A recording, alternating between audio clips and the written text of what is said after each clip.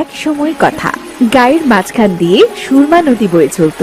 এই নদীকে ঘিরে ছিল এক ছোট্ট গ্রাম, যেখানে বসবাস করত বহু মাঝি। তাদের জীবনের মূল উপার্জন ছিল নৌকা চালিয়ে মানুষকে এক প্রান্ত থেকে আরেক প্রান্তে নিয়ে যাওয়া।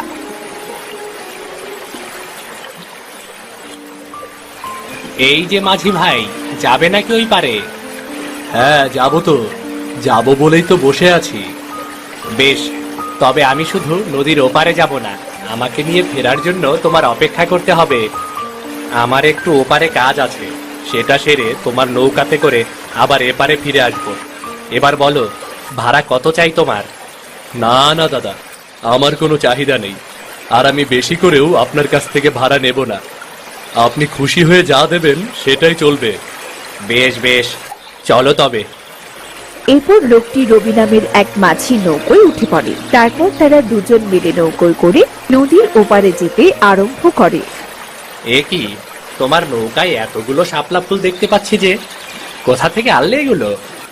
এই নদীর আশেপাশে তো শাপলা ফুলও দেখতে পাচ্ছি না। ও, এগুলো এগুলো খানিক দূর থেকে এনেছি। নদীর পাশে আপনা আপনি একটা জায়গায় বিলের মতো তৈরি হয়েছে, যেখানে অনেক শাপলা ফুল ফোটে। সেখান থেকে এগুলো নিয়ে এসেছি। আমার ছোট ছোট ছেলে মেয়ে দুটো এই ফুলগুলো পেলে খুব খুশি হবে। আর আমার গিন্নিও ছেলে মেয়ে ফুল দিয়ে খেলা করবে, মালা বানিয়ে গলায় পরবে। আর আমার বাড়ির গিন্নি, সে তো এই শাপলা ফুলের ডাঁটা পেলে এক থালা ভাত খেয়ে নিতে পারে। বেশ বেশ বেশ, তবে দিন যত যাচ্ছে সমাজ ব্যবস্থা তত উন্নত হচ্ছে। শুনেছি নদীর ওপর দিয়ে নাকি সড়ক বা ব্রিজ নির্মাণ হবে। তখন তোমাদের মাঝি ভাইদের কি হবে বলো তো? তোমাদের মতো অনেক মাঝি তখন কাজ হারাবে। সে নিয়েই তো এখন আমাদের প্রত্যেকটি মাঝি ভাইদের ঘরে ঘরে চিন্তা। তবে বিধাতার উপরে আমাদের সবার আস্থা আছে। বিধাতা যেটা করে ভালোর জন্যই করে। তিনি যদি কোনো বিপদ দেন, তবে তিনিই আশার আলো দেখাবেন, অবশ্যই। তা ঠিক আছে, তবুও বলছি তোমরা আগে থেকেই যার যার মতো প্রস্তুতি নিয়ে রেখো। তোমরা নিজেদের অন্য কর্মসংস্থানে ব্যবস্থা নেওয়ার চেষ্টা করতে শুরু করো, না হয় বড্ড বিপাকে পড়ে যাবে। তখন হুট করে অন্য কাজের মধ্যেও যেতে পারবে না। কথাটা মন্দ বলেননি আপনি দাদা। ঠিক আছে, সেই চেষ্টাই করব না হয়। এই তো চলে এসেছি আমরা। এবার যান, আপনি শিগগির আপনার কাজ সেরে আসুন। আমি নদীর এপারে আপনার জন্য অপেক্ষা করছি। ঠিক আছে ঠিক আছে।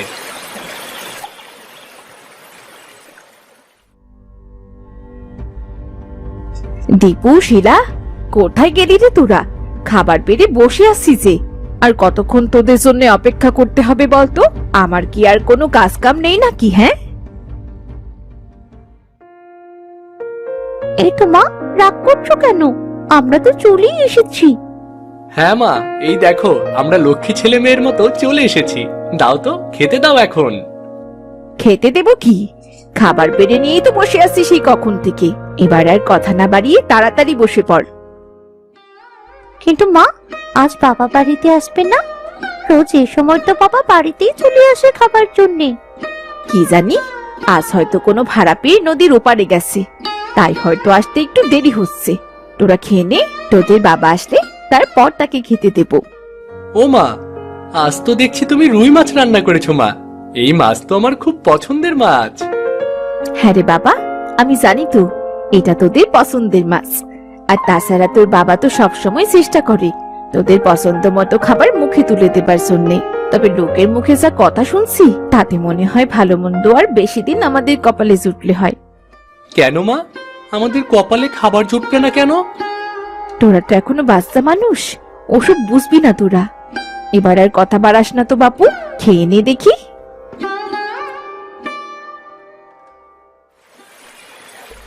এ কি, লোকটি সেই আধ ঘন্টার কথা বলে 1 ঘন্টার ওপরে পার করে দিল, এখনো আসার নাম নেই। এদিকে ছেলে মেয়ে দুটো আর বউ নিশ্চয়ই আমার অপেক্ষা করছে। আমার এখনই বাড়িতে খেতে যেতে হবে, সময় হয়ে গেছে। তখনই সেই লোকটি সেখানে চলে আসে। এই তো এই তো চলে এসেছি। আমি দুঃখিত ভাই, আমার একটু দেরি হয়ে গেল। আসলে মাপা সময় নিয়ে তো কোনো কাজ হয় না, তাই না? আচ্ছা চলো চলো, এবার রওনা দেওয়া যাক। এরপর রবি মাঝি সেই লোকটিকে নিয়ে তাদের গায়ের পাড়ে ফিরে আসার জন্য রওনা দেয়। এভাবেই এক মাঝি ও মাঝি পরিবারের দিন কাটতে থাকে। তবে সময় বদলানোর সাথে সাথে মানুষের জীবনযাপনও বদলাতে শুরু করে। এক সময় নদী জুড়ে যে ভিড় ছিল তা কমে যেতে লাগলো। মানুষ দ্রুত শহরে চলে যাচ্ছিল। দিন দিন তোমার যে আয় রোজগার তা তো একেবারেই কমে যাচ্ছে। ঘরে আর অল্প কিছু চাল ডাল আছে, ওগুলো ফুরিয়ে গেলে কি করব বলো তো? রোজকের মতো চাল ডাল কিনে কি পোষাতে পারবো? আমাদের কথা না হয় বাদই দিলাম, কিন্তু ছেলে মেয়ে দুটো, ওদের তো 3 বেলার মধ্যে অন্তত 1 বেলা খাওয়াতে হবে নাকি? সেই সব চিন্তা তো আমার মাথাতেও ঘুরপাক খাচ্ছে বউ, কিন্তু কি যে করি সেটাই তো ভেবে পাচ্ছি না। মানুষের জীবনযাত্রার মান উন্নয়ন হয়েছে ঠিকই, কিন্তু আমাদের মতো নদীর মাঝিদের জীবন একেবারে কঠিন হয়ে গেল। শহর থেকে গ্রামে যাওয়ার জন্য নতুন সড়ক তৈরি হওয়ায় নৌকার চাহিদা যেন হঠাৎ থেমে গেল। দিন দিন নৌকার ভাড়া পাওয়া কঠিন হয়ে পড়েছে। তাহলে আমাদের মতো মাঝিদের আয় রোজগার হবে কি করে বলো? সে তো বুঝলাম, কিন্তু এইসব বলে তো বসে থাকলে চলবে না। পেটের দায়ে কিছু না কিছু তো একটা ব্যবস্থা করতেই হবে। সে হ্যাঁ, তুমি চিন্তা করো না বউ, আমি কিছুর একটা ব্যবস্থা করবই। এরপর কেটে যায় বেশ কিছুদিন। দিন যত যায় প্রত্যেকটি মাছের ঘরে ঘরে অভাবের পরিমাণ ততই বাড়তে থাকে। আজও কোনো যাত্রী নেই। জীবন কি এভাবে চলে যাবে নাকি? যাত্রী না এলে যে আমাকে আমার ছোট্ট পরিবারকে নিয়ে না খেয়ে মরতে হবে। বাড়িতে চাল ডাল কোনো আনাজপাতি কিচ্ছুটি নেই। বউ আমার বাড়ি থেকে বের হওয়ার আগে বারবার বলে দিয়েছে যেন কোনো মতে আমি খালি হাতে না ফিরি। বিধাতা, তুমি আমায় একটা যাত্রী পাইয়ে দাও, অন্তত একটা যাত্রী পাইয়ে দাও আজকের মতো।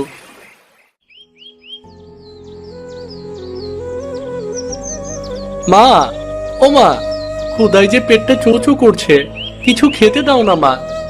আর যে ক্ষুধার জ্বালা সইতে পারছি না। হ্যাঁ মা, আমারও যে বড্ড ক্ষুধা পেয়েছে। এভাবে দিনের পর দিন কি না খেয়ে থাকা যায় নাকি? একবেলা কোনো রকম খাবার খেতে পারলে দুবেলা তো আমরা খেতেই পাই না। তুমি দেখে নিও মা, কোনো একদিন আমরা সবাই মরে যাবো। হ্যাঁ রে বোন, তুই একদম ঠিকই বলেছিস। তবে আমাদের মরে যাওয়াই ভালো রে। এভাবে দিনের পর দিন কষ্ট করার চেয়ে একেবারে মরে গেলেই ভালো। তাহলে আর এত কষ্ট করতে হবে না আমাদেরকে। চুপ কর, চুপ কর তোরা।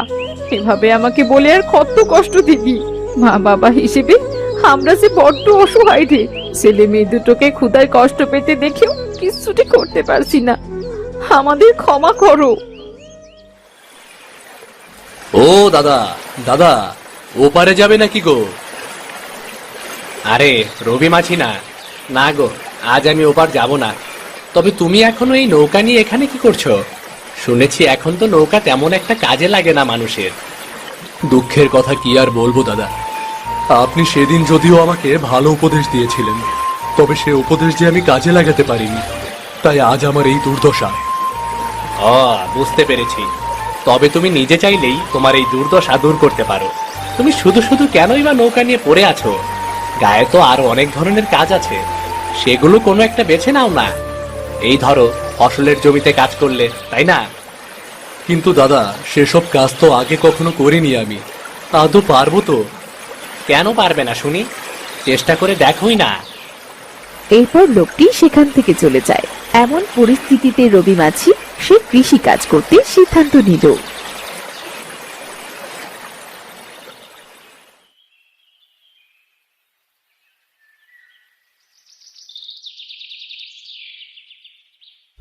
জমিদার বাবু, আমায় আপনি দয়া করে আপনার মাঠের জমির যে কোনো একটা কাজ দিয়ে দিন না।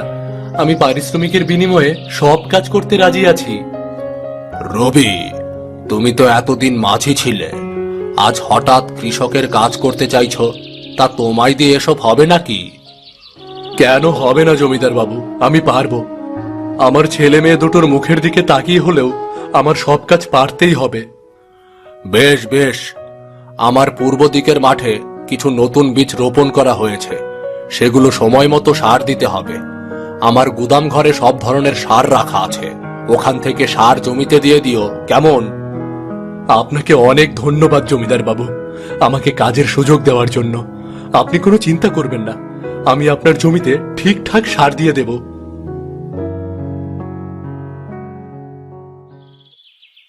এরপর রবি জমিদার বাড়ি থেকে সার এনে জমিদার বাপুর বীজ রোপণ করা সেই মাঠে আসে।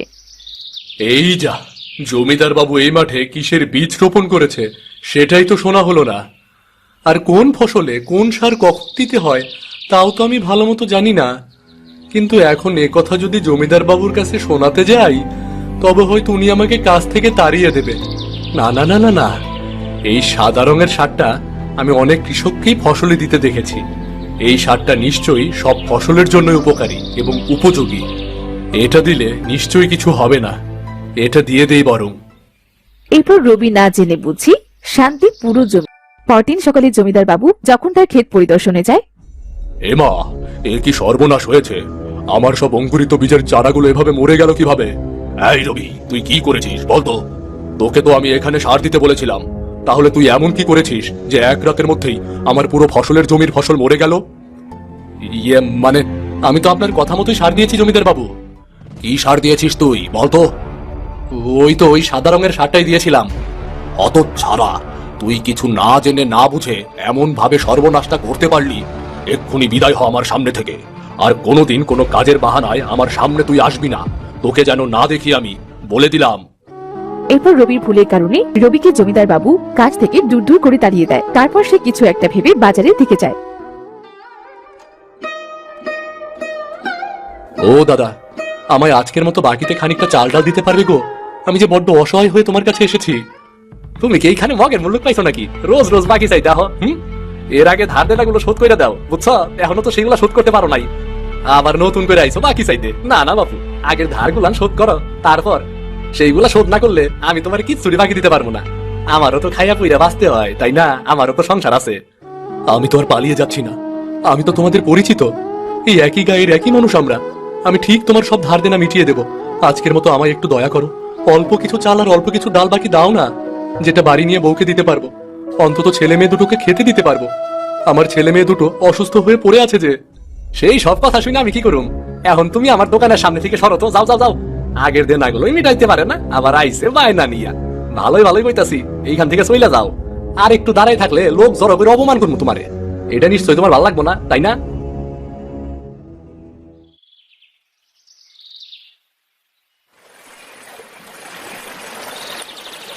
অসহায় রবি আবারও নৌকোতে গিয়ে বসে। কোনো দিশে না পেয়ে নৌকা বেয়ে কোথায় যেন চলে যেতে থাকে। অনেকটা সময় পর আকাশে অন্ধকারে কালো ছায়া নেমে আসে। রাত হয়ে যায়। ক্লান্ত রবি কখন যে ঘুমিয়ে পড়ে সে নিজেও সেটা বুঝতে পারে না। হঠাৎ এক সময় তার ঘুম ভেঙে যায়। ঘুম ভাঙতেই সে দেখতে পায় সে মাঝ নদীতে নৌকোয় একা। এ কি, আকাশটা যে অন্ধকার হয়ে গেছে! আমি এটা কোথায় চলে এসেছি? এই অন্ধকারে তো কিছুই বুঝতে পারছি না। আর বুঝেই বা কি করব? মনে মনে তো সিদ্ধান্ত নিয়েইছি, আমি আর বাড়ি ফিরে যাব না। এই নৌকা আমাকে যত দূর নিয়ে যায় আমি তত দূর চলে যাব। হঠাৎ পুরো আকাশ কালো মেঘ ভেদ করে চারির আলো ছড়িয়ে পড়ে নদীর বুকে। তখনই রবি দেখতে পায় পুরো নদী ভর্তি সাদা শাপলা ফুল। সেগুলো যেন এক একটা চাঁদের মতো ঝলকানি দিচ্ছিল। ওমা, কি দারুণ দৃশ্য! চোখ আর মনটা জুড়িয়ে গেল। ছোটবেলায় আমরা শাপলা বিলে যেতাম শাপলা ফুল দেখতে, কতই না আনন্দ হতো সেগুলো দেখে। আর দিন যত যাচ্ছে মানুষ যেন তত নকল জিনিসের উপর বেশি আসক্ত হয়ে যাচ্ছে।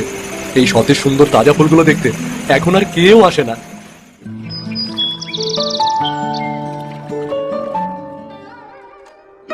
কি গো, কাল সারা রাত তুমি কোথায় ছিলে? কাজের খোঁজ করতে দূরে গিয়েছিলে নাকি? তবে কাজের জোগাড় কি হলো? বাড়ি থেকে বেরোনোর সময় তো বলে গেলে যে আজ একটা কাজ জোগাড় করে তারপর পারিশ্রমিক দিয়ে বাজার সদাই করে নিয়ে আসবে বাড়িতে। তাহলে তোমার হাত খালি কেন? আমাকে তুমি ক্ষমা করে দাও বউ, আমি ব্যর্থ হয়েছি। আমি কোনো কাজের জোগাড় করতে পারিনি, আর তাই কোনো পারিশ্রমিকই পাইনি। তাই তো খালি হাতে বাড়িতে ফিরতে হচ্ছে। কোন রকম একবেলা শাক পাতা খাইয়ে ছেলে মেয়ে দুটোকে আর কি করে বাঁচিয়ে রাখা যায় বলো? আর কদিনই বা সেটা সম্ভব? ছেলে মেয়ে দুটো তো অসুস্থ হয়ে পড়ছে, বিছানায় পড়ে গেছে দুজন। জানো বউ, আমি আজ একেবারে খালি হাতে আসিনি। এই দেখো, একটা জিনিস নিয়ে এসেছি। এই বলে রবি একটা কাচের শিশি বার করে আর তার বউকে দেখায়। এটা কি গো, কি আছে এই শিশিতে? ছেলে মেয়েদের জন্য কি ওষুধ এনেছো? হ্যাঁ, ওষুধই বলতে পারো। তবে শুধু ছেলে মেয়ের জন্য না, আমাদের জন্য। এভাবে তিলে তিলে দিনের পর দিন মরার চেয়ে একেবারে মরে যাওয়া ভালো। তাই আজ আমি দোকান থেকে বাকি করে বিষ কিনে নিয়ে এসেছি। চলো, আমরা চারজনে মিলে একসাথে বিষ পান করে চিরতরে আমরা প্রাণ বের করে দিই। তাহলে প্রাণও থাকবে না আর কষ্টও থাকবে না।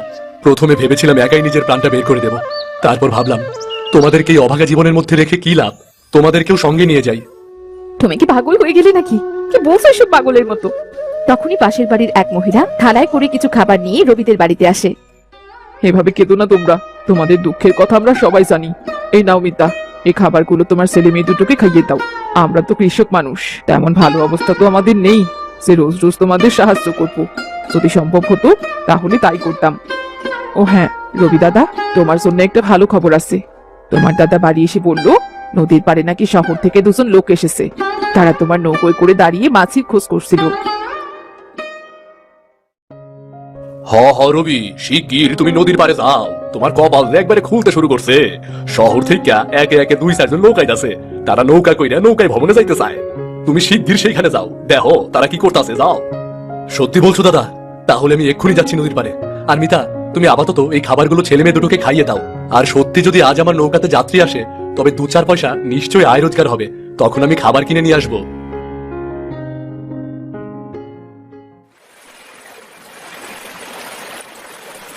আপনারা আমার খোঁজ করছিলেন কি? আপনি কি মাঝি ভাই নাকি? আজ্ঞে সাহেব। আচ্ছা আচ্ছা, হ্যাঁ হ্যাঁ, আমরা আপনার খোঁজই করছিলাম। আপনার জন্যই তো অপেক্ষা করছি। একজন লোক আমাদেরকে বলে গেলেন যে সে আপনাকে ডেকে পাঠাবে। বুঝেছি সাহেব, এবার বলুন আমার কাছে আপনাদের কি দরকার?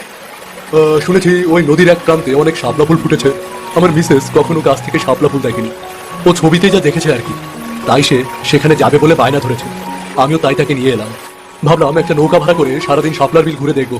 এতে করে আমাদের নৌকা ভ্রমণও হলো, আবার শাপলা ফুল দেখাও হলো। আমি আজ সত্যি সত্যি খুব স্পেশাল, কাছ থেকে শাপলা ফুল দেখতে পাবো, ভেবে ভালো লাগছে। তুমি সেই জায়গা ছিল তো, সেখানে যেতে তুমি রাজি আছো তো মাঝি ভাই? হ্যাঁ হ্যাঁ, আমি সেই শাপলা ফুল দেখাতে আপনাদের নিয়ে যেতে রাজি আছি। আর সেই জায়গা আমি চিনি। সাহেব, আপনার আমার নৌকাতে উঠা বসুন, আমি আপনাদের সেইখানে নিয়ে যাইতেছি। এরপর রবি তার শহর থেকে আসা যাত্রীদেরকে নিয়ে নৌকা করে শাপলা দেখতে যাওয়ার উদ্দেশ্যে রওনা দেয়। নদীর একদিকের প্রান্তে অনেক শাপলা ফোটে। নৌকায় চেপে শাপলা ফুল দেখতে যাওয়ার জন্য পর্যটকরা সেখানে আসতে শুরু করেছে, যার ফলে নৌকার চাহিদা আরেকটু বাড়তে শুরু করলো। একে একে শহর থেকে সব মানুষেরা আসতে লাগলো।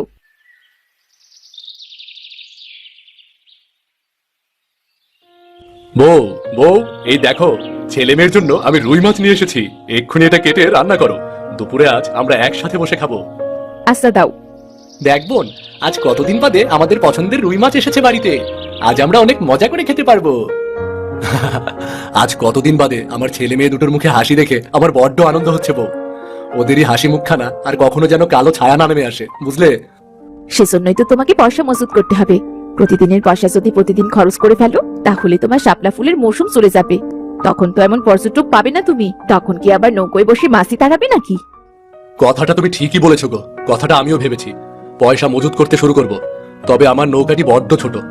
আমি আগে ভেবেছি কিছু পয়সা দিয়ে ভালো করে বড় একটা নৌকা বানাবো, যেন আমি একসাথে অনেক পর্যটককে শাপলা নদীতে নিয়ে যেতে পারি। একটা ভালো বড় নৌকা তৈরি করার জন্য এটাই আমার জন্য ভালো সুযোগ হতে পারে। ঠিক আছে, তাহলে তুমি তাই করো গে। এরপর রবি মিতার সাথে সব আলোচনা করে তার পরিবারের সব সঞ্চয় একত্র করে একটি ভালো নৌকা তৈরি করলো, যাতে শহর থেকে আসা সব পর্যটকদের একসাথে নৌকো ভাড়া দেওয়া যায়। সারা গ্রামে সংবাদটি পৌঁছলো যে শাপলা ফুলের মৌসুমে নৌকো ভাড়া পাওয়া যাবে। তাই অনেকেই তাই নৌকো ভাড়া করতে এলো। এই যে শাপলা নদীর মাঝি, আমায় একটু নিয়ে যাবে নাকি তোমার নৌকায় করে শাপলা নদীতে? আরে দাদা, আপনি অবশ্যই অবশ্যই উঠে আসুন আমার নৌকায়। আপনাকে তো আমি বিনা পয়সায় নিয়ে যাব। আপনি আমার সুখ দুঃখে পাশে থেকেছেন, ভালো পরামর্শ দিয়েছেন। আজ তোমার সুন্দর জীবন দেখে আমিও বেশ খুশি হয়েছি। এরপর রবি মাঝি নৌকো ঠাসা হয়ে উঠল পর্যটকদের কাছে। তারা সবাই এসে শাপলা ফুলের সৌন্দর্য উপভোগ করছিল। সেই সময় রবির চোখে ছিল আনন্দের জল। এ কি রবি, তোমার চোখে জল কেন? এটা আনন্দের জল দাদা, যেটা তুমি আমার চোখে দেখতে পাচ্ছ। আমার ছোট্ট সংসারের অভাব আজ দূর হতে চলেছে। পর্যটকদের কাছ থেকে ভাড়া পেয়ে পরিবার নিয়ে খুব ভালোই চলছে। আমার গিন্নি ও দুটি সন্তান নিয়ে আমি খুব হাসি খুশি আছি। ওদের জীবনে হাসি ফিরিয়ে আনতে পেরেছি আমি। বাহ বাহ, তাই তো দেখছি। এই শাপলা ফুলের সৌন্দর্য রবি মাঝির জীবনে নতুন আলো নিয়ে এসেছে। এই নদী যা এক সময় তোমার জীবনের কঠিন প্রতিকূলতা ছিল, আজ সে নদীর শাপলা ফুল তোমার জীবনের সমৃদ্ধি ও সুখের উৎস হয়েছে। তুমি এক শাপলা নদীর মাঝি হয়ে উঠেছ, যাকে সবাই এখন এক নামে চেনে। সময় গড়িয়ে গেল। শাপলা ফুলের মৌসুমও একদিন শেষ হলো, কিন্তু তবুও রবির জীবনের দুঃখ আর ধরা দিতে পারল না, কারণ সে তার মজুত করা পয়সা দিয়ে দিব্যি ভালোভাবে দিন কাটাতে লাগলো। পরের বছর আবার শাপলার মৌসুমে সে শাপলা নদীর মাঝি হিসেবে আবারও পরিচিত হয়ে উঠল। এভাবেই রবি শাপলা নদীর মাঝি হয়ে উঠল। তার কাছে নদী শুধু নদী নয়, বরং তার জীবনের সুখের প্রতীক।